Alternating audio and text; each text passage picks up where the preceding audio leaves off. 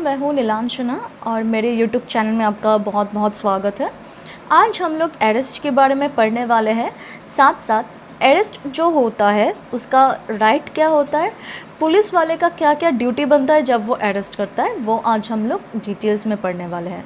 लेकिन वीडियो शुरू करने से पहले अगर वीडियो अच्छी लगती है तो इसको लाइक ज़रूर कर देना, कमेंट ज़रूर करना, अगर मेरे चैनल में नए हो सब्सक्राइब ज़रूर कर देना। तो चलिए शुरू करते हैं। तो ये जो अरेस्ट है वो सेक्शन 41 से लेकर सेक्शन 60 तक सीआरपीसी में डिटेल्स में दिया हुआ है कि अरेस्ट कब हो सकता है, कौन कर सकता है, ये सब।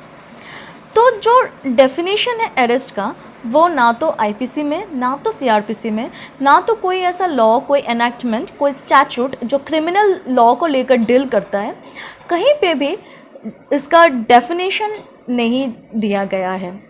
तो अरेस्ट का मतलब क्या होता है, हम सिंपल सी भाषा में हमने बहुत फिल्म में, बहुत सीरीज़ में, वेब सीरीज़ में हमने देखा है कि एक पुलिस वाला अरेस्ट करके लेके जा रहा है, ठीक है। तो अरेस्ट का मतलब होता क्या है, सिंपल सी भाषा में अगर किसी इंसान को पुलिस वाला 4 दीवार के अंदर कैद करके रखता है और उसका जो पर्सनल लिबर्टी है, फ्रीडम है, उसका फ्रीडम ऑफ मूवमेंट उससे छीना जाता है, तो तभी वो अरेस्ट होता है। State of Haryana versus Dinesh Kumar, इस केस में सुप्रीम कोर्ट ने बोला है कि सिंस इसका डेफिनेशन नहीं दिया गया है, कोई भी एनेक्टमेंट, कोई भी स्टैचूट में इसका डेफिनेशन नहीं दिया गया है, तो उसका डेफिनेशन, उसका मीनिंग, प्रॉपर मीनिंग जानने के लिए अगर हम सेक्शन 46 पढ़ेंगे सीआरपीसी का, तो हमको समझ में आएगा कि अरेस्ट क्या है, क्योंकि उसमें सारा प्रोविजन, सारा प्रोसीजर दिया गया है कि कब किसी इंसान को कैद करने से अरेस्ट होता है, क्या करने से अरेस्ट होता है, वो सब अगर हम पढ़ेंगे तो हमको समझ में आएगा अरेस्ट कब होता है, क्या नहीं। So from that we can conclude the definition of arrest. तो अरेस्ट 2 तरह का होता है, एक है आपका बिना वारंट का अरेस्ट और एक है वारंट का अरेस्ट। वारंट मैजिस्ट्रेट इशू करता है और उस वारंट में मैजिस्ट्रेट का सिग्नेचर होना बहुत ज़्यादा ज़रूरी है, इट इज़ मैंडेटरी। तो बिना वारंट का अरेस्ट तभी होता है जब कोई इंसान बहुत एक क्राइम करता है जिसका नेचर बहुत ज़्यादा सीरियस है, तो तभी बिना वारंट का अरेस्ट होता है। लेकिन मान लीजिए अगर कोई पुलिस वाला है तो उसको कोई इंसान के ऊपर शक हो रहा हो और उससे जाके उसका नाम, एड्रेस, उसका पता सारा पूछताछ करता है और उस टाइम अगर वो इंसान उसका रिस्पॉन्स नहीं देता या फिर उसका हाल चाल देख के कुछ अच्छा नहीं लग रहा उस पुलिस वाले को, या फिर वो इंसान पुलिस वाले को गलत नाम और पता देता है, तो तब उस टाइम पुलिस वाले के पास पूरा राइट होता है कि वो जाके उस इंसान को अरेस्ट करे। और ये जो क्राइम है, ठीक है, वो नॉन कॉग्निजेबल है, मतलब उतना सीरियस नेचर का नहीं है, लेकिन विदाउट वारंट वो उसको अरेस्ट कर सकता है। तो 41 सेक्शन 41 का सबसेक्शन 1 में यही बोला है कि जो अरेस्ट, जो पुलिस वाला है उसके पास 2 राइट है, एक है आपका बिना वारंट का अरेस्ट और एक है वारंट के थ्रू से अरेस्ट। स्टेट वर्सेस बेहरा, इस केस में यही बोला गया है जो मैंने आपको एक्सप्लेन किया है कि अगर कोई पुलिस वाले को किसी इंसान के ऊपर शक हो रहा है और उससे उसका नाम, पता पूछताछ कर रहा है और उस टाइम अगर वो गलत या फिर रिस्पॉन्स नहीं देता तो तब वो बिल्कुल उसको अरेस्ट कर सकता है। सेक्शन 42 भी वही चीज़ बोला है।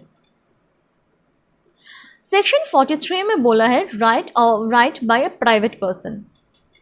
तो प्राइवेट पर्सन का मतलब वही होता है आप में जैसे इंसान, क्योंकि हम लोग के पास वो पावर नहीं है, अरेस्ट करने का पावर नहीं है, सो इसीलिए हम लोग प्राइवेट पर्सन है। तो मान लीजिए अगर हम लोग के सामने कोई एक ऐसा क्राइम हो रहा है और अगर हम उस टाइम पुलिस वाले को फ़ोन करते तो तब तक वो इंसान भाग जाता जो क्राइम करना होता, तो उस टाइम हम क्या कर सकते हैं, हम उस इंसान को अरेस्ट कर सकते हैं, लेकिन अरेस्ट करके पुलिस वाले के हवाले करना पड़ेगा, वरना ये अनलॉफुल हो जाएगा, मतलब you are also involved in this case. Section 44 में दिया गया है कि जो मैजिस्ट्रेट हैं उनके पास पूरा राइट होता है, पूरा पावर होता है कोई एक इंसान को अरेस्ट करने का, कब, तभी जब उनके सामने कुछ वो इंसान कोई क्राइम कर रहा हो और वो अरेस्ट करने के बाद उसको कस्टडी में लेके जाना बहुत ज़्यादा इम्पॉर्टेंट है, उसको कस्टडी में लेके जाना ही पड़ेगा। लेकिन हमने तो देख लिया कि कौन अरेस्ट कर सकता है, कौन अरेस्ट हो सकता है, लेकिन कौन अरेस्ट नहीं हो सकता, एक्सेप्शन भी है। मान लीजिए ये एक कोई भी एक जगह है, ठीक है, इस जगह में राइट लग गया, तो वहाँ का जो सिचुएशन है, केओटिक सिचुएशन है, उसको कंट्रोल में लाने के लिए डीसी ने सीआरपी को ऑर्डर दिया है कि वहाँ का जो भी केओटिक सिचुएशन उसको कंट्रोल करने के लिए ओपन फायरिंग करने के लिए। तो ओपन फायरिंग करते वक्त किसी इंसान के सीने में गोली लग जाता है जिसके वजह से वो मर जाता है, एंड दैट इंसान इस राइट में इन्वॉल्व भी नहीं है। तो क्या उसके घर वाले, उसके जितना भी लीगल एयर है, ठीक है, रिप्रेजेंटेटिव है, क्या वो सीआरपी के अगेंस्ट लीगल एक्शन ला सकता है? नहीं। क्यों? क्योंकि CRP was discharging his duty only on the order issued by the DC. तो इसीलिए अगर कोई इंसान, सीआरपी, आर्मी, ये सब लोग जो आर्म्ड फोर्सेस के अंडर में आते हैं, अगर वो कोई काम अपना ड्यूटी करते वक्त कुछ ऐसा उनसे कुछ हो जाता है जिसके वजह से इंसान मर जाता है या फिर उनको चोट पहुंचता है, हानि पहुंचता है किसी दूसरे इंसान को, तो उस टाइम उन लोग के अगेंस्ट आप केस नहीं कर सकते। लेकिन हाँ, अगर वो अपना ड्यूटी पे ना हो तो आप इसको अरेस्ट कर सकते हैं। सेक्शन 46 एक्सप्लेन किया है कि अरेस्ट कैसे कर सकते हैं, क्या हम कब हम बिना वारंट का अरेस्ट कर सकते हैं। जैसे मैंने बोला है कि बहुत ज़्यादा हीनियस क्राइम, बहुत ज़्यादा सीरियस नेचर का जो क्राइम करते हैं उसको हम बिना वारंट के अरेस्ट करते हैं, और जो कम सीरियस वाला क्राइम होता है वो तभी हम उसको वारंट के थ्रू हम अरेस्ट कर सकते हैं। सेक्शन 46(4) में ये बोला है कि अगर कोई औरत कोई क्राइम करती है तो कब, क्या उसके अगेंस्ट लीगल एक्शन होगा? ऑब्वियसली होगा, क्योंकि उसने क्राइम किया है। कब होगा, कब उसको अरेस्ट कर सकते हैं? तो हम तभी अरेस्ट कर सकते हैं आफ्टर सनसेट, सूरज ढलने के बाद, एंड बिफोर सनराइज, सूरज जब उगने वाला हो, ठीक है, तो इससे पहले हम इसको अरेस्ट नहीं कर सकते। We can only do after sunrise, मतलब सूरज जब आसमान में आ जाएगा, दिन जब रहेगा, उजाला जब होगा, तभी हम इसको अरेस्ट कर सकते हैं। इवन कि हम उसको पूछताछ भी नहीं कर सकते हैं। आफ्टर सनसेट, बिफोर सनराइज, ये दो टाइम में हम उसको पूछताछ भी नहीं कर सकते हैं। इसमें 3 केसेस है। Kultej Singh versus circle inspector of police 1992। इस केस में यही बोला कि अगर कोई इंसान पुलिस स्टेशन में या फिर उसका कोई पुलिस स्टेशन का कोई भी एक कमरा में हम इसको कैद करके रखते हैं, कस्टडी नहीं, कोई भी एक रूम हो 4 दीवार के अंदर पुलिस स्टेशन में ही अगर हम इसको कैद करके रखते हैं तो ये भी हम इसको अरेस्ट मान सकते हैं। Birendra Kumar Rai versus union of India, ये भी एक लैंडमार्क केस है। तो इस केस में यही बोला है कि अगर कोई इंसान खुद से ही अगर जाके पुलिस वाले को बोल देता है कि मैंने ऐसा ऐसा क्राइम किया है और वो इंसान सच बोल रहा है, तो तब हम अरेस्ट मान सकते हैं।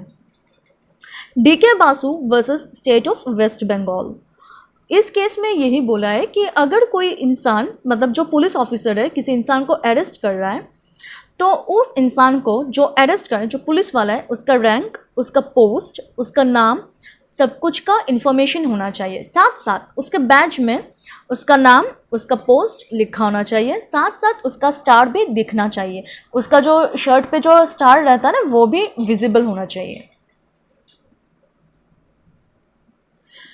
तो हमने तो देख लिया कि कौन अरेस्ट कर सकता है, कब अरेस्ट हो सकता है, किस बेसिस पे अरेस्ट हो सकता है। तो जो अरेस्ट होता है उसका क्या राइट है? एक है आपका fair trial, Hussain Ara Khatoon versus state of Bihar, उसमें बोला है फेयर ट्रायल होना चाहिए। Right to know the ground of arrest, वो किस बेसिस पे अरेस्ट हो रहा है, कौन सा क्राइम किया है उसने, कौन सा सेक्शन उसके ऊपर एप्लीकेबल है, उस सेक्शन में क्या बोला है, उसका पनिशमेंट क्या है, बेलेबल है कि नहीं, वो सारा सब कुछ का इन्फॉर्मेशन जो अरेस्ट हो रहा है उसको जानने का पूरा हक है। तो जो अरेस्ट हो रहा है, ठीक है, उसको, अगर कोई इंसान जो अरेस्ट हुआ है 24 घंटे के अंदर उसको मैजिस्ट्रेट के सामने पेश करना बहुत ज़्यादा ज़रूरी है, वरना वो अरेस्ट अनलॉफुल है। जो अरेस्ट हुआ है उसका एक फंडामेंटल राइट है जो कि आर्टिकल 22 क्लॉज 1 और सीआरपीसी का सेक्शन 303 में दिया है कि जो अरेस्ट हुआ है उसका पूरा हक है वो अपने लिए लॉयर को हायर करे। तो जो अरेस्ट हुआ है तो उसका दोस्त, उसका रिश्तेदार, उसके घर वाले को पूरा जानने का हक है कि वो क्यों अरेस्ट हुआ है, कब अरेस्ट हुआ है, कहाँ अरेस्ट हुआ है, कहाँ लेके जा रहा है उसको, किस बेसिस पे अरेस्ट हुआ है, क्या क्राइम किया है, क्या पनिशमेंट है, क्या नहीं, सारा सब कुछ का जानकारी उन लोग को भी होना चाहिए। फिर मेडिकल प्रैक्टिशनर से उसका एग्जामिनेशन करना उसका पूरा हक है, मतलब डॉक्टर से उसका एग्जामिन करना पूरा हक है। राइट टू साइलेंस, मान लीजिए कि जो बहुत लोग ऐसे होते हैं, हर कोई पुलिस वाले से डरता है, ठीक है। तो अगर कोई इंसान, मान लीजिए पुलिस वाले ने गुड फेथ में, गलती से गुड फेथ में जो इनोसेंट है उसको उठा के लेके गया और इल ट्रीटमेंट के डर से उसने पुलिस वाले को कुछ नहीं बोला, तो पुलिस वाला उसको ज़बरदस्ती बुलवा नहीं सकता कि उसने किया क्या है। हो सकता है वो बोल नहीं रहा क्योंकि वो डर रहा है, पुलिस वाला उसको इल ट्रीटमेंट करेगा, ठीक है, इसीलिए उसका पूरा हक है वो चुप करके बैठे रहे। Right of the accused to produce evidence, मतलब जो अक्यूज्ड है, मतलब जिसको आप अरेस्ट करें, जिसके ऊपर आप एलिगेशन लगा रहे हो, आपने ऐसा किया है, so we have arrested you, उसका पूरा हक है वो एविडेंस शो करे, उसने क्या किया है, क्या नहीं किया है, पूरा हक है, चाहे वो झूठा एविडेंस हो, क्योंकि वो बाद में जाके प्रूफ तो हो ही जाएगा कि वो एविडेंस झूठा है कि सच्चा है। नंदिनी सतपथी वर्सेस पीएल डनी, इस केस में भी सेम बोला है कि जो पुलिस वाला है वो किसी को फोर्स नहीं कर सकता बुलवाने से कि तुमने किया क्या है, क्या नहीं किया है। मेमो ऑफ अरेस्ट, जो अरेस्ट हो रहा है, ठीक है, उसके घर वाले के पास एक मेमो भेजना बहुत ज़्यादा ज़रूरी है और ये पुलिस वाला का ड्यूटी है कि जो जिसको अरेस्ट किया है उसको, उसके घर वाले को एक मेमो भेजे। मेमो में क्या क्या लिखा रहेगा?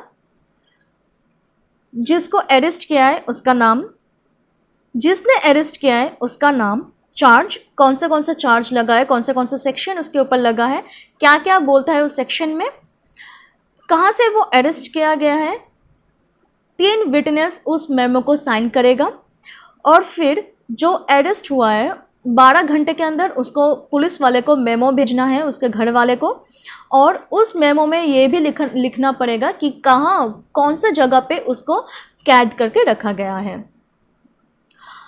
लेकिन हाँ, जो लॉ का लैंग्वेज है वो लेम लोगों को तो समझ में नहीं आएगा, तो पुलिस वाला का ड्यूटी है कि उन लोग को समझाए, वर्ड बाय वर्ड समझाए कि उसमें क्या क्या लिखा है, क्या क्या ऑफेंस है, क्या